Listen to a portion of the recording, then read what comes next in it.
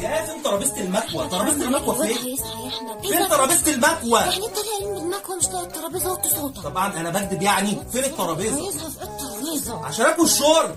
انت ما تروح نخرج بره. هيصحى يا شيخ. لا خد راحتك، بس انا عايز تحكي لي بس بالتفاصيل الممله. ايه؟ لا مفيش شبكه بره، عايز اسمع الراديو. لا مفيش ازعاج ولا حاجه يا صاحبي، بس عندي صوت. افتح السبيكر. يا احمد حرام عليك، هيصحى في الترابيزه. ثواني عشان في موضوع مهم. مفيش اهم من اسف يا ماما.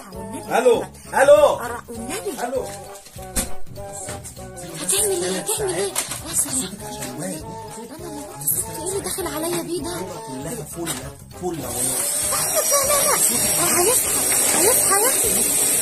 هيصحى يا احمد حرام عليك. النظافه حلوه، النظافه حلوه ليا كتير بقول لك نظف. ما انت محتاجه نظافه. طيب يا ايه؟ وقت نظافه مش وقت نظافه لما يصحى. وطي صوتك عشان الواد، مش هقول لك اكتر من كده. بس يا شيخ هفتح دماغك والله افتح دماغك.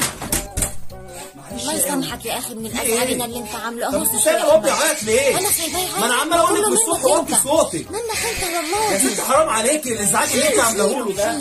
بابا وقلب بابا وعقل بابا من جوه يا ناس. تعالى نطلع بره ونسيب الست دي خلاص. يلا بره يلا.